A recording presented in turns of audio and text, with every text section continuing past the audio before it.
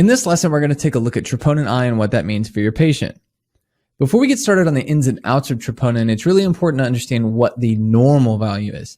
The normal value is going to be less than 0.035 nanograms per milliliter. Now, different labs are going to have different troponin assays or tests that they're going to do, and the normal values are going to vary.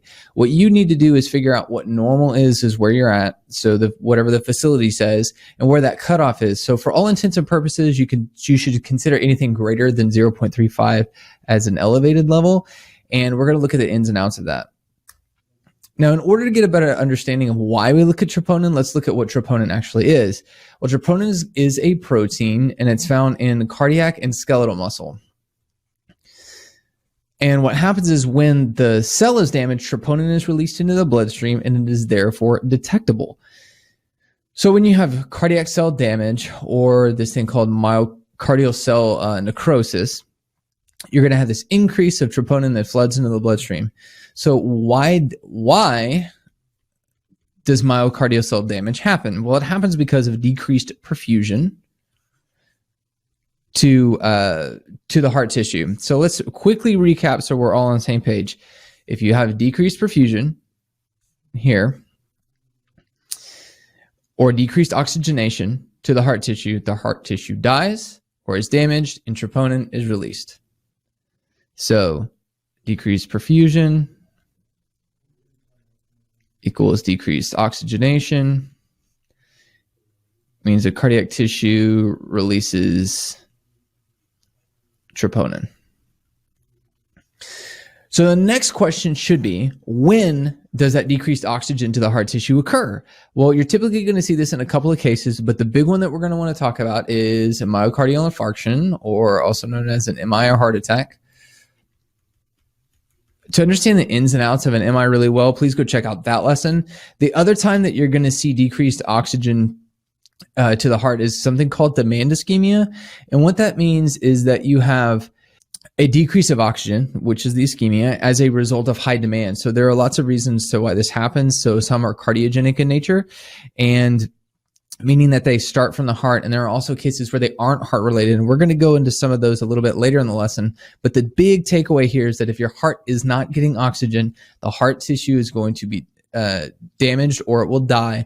And then you're going to have this increase in the release of troponin into the bloodstream. So what do we need to know about the lab itself? Well, first off, when you get the blood, most times you're going to submit it in a green top tube, and that has heparin in it. And if your patient has only had chest pain or heart attack maybe less than an hour, your troponin levels aren't going to be high, so you're going to have to recheck them. You're going to see the detection usually in 6 to 12 hours after the injury, and it peaks at around 24 hours. The other thing is it can actually stay elevated for up to a week.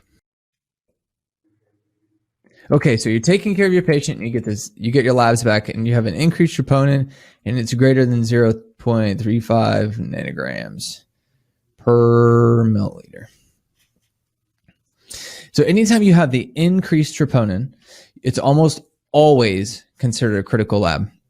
That means there's some sort of heart injury that's occurred, or it's still occurring, and you got to figure out why. You got to figure out what's going on. Usually the first thing you're going to do is get an EKG. So you'll look at your rate and rhythm, and you may have to take them to the cath lab to do something called a percutaneous coronary intervention, or PCI. Though you'll hear them say, "Oh, going to the cath lab." Sometimes they'll do what's called angiography to figure out what's going on, to see if there's really a blockage, because that's what the MI is. It's a blockage of those coronary arteries.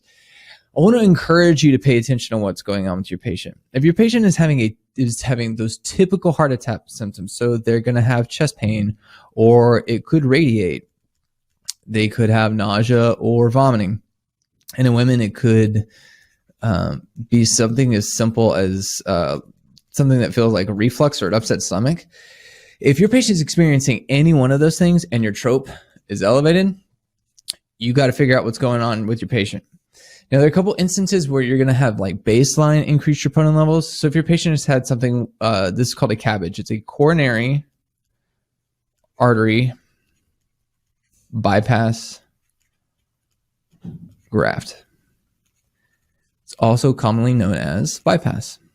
Triple bypass, double bypass, quadruple bypass. That's what that is. And you're going to have some slight elevation in troponin then. In some extreme athletes, you're gonna, like your marathoners or your people that do Ironmans, you're going to have an elevated trope, but it's a really small percentage, and the trope elevation is usually pretty minimal. You can also see it in end-stage renal failure, or another one you'll see it in is sepsis.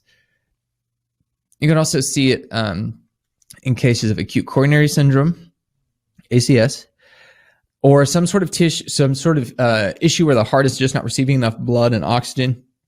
Again, that's going to go back to demand ischemia.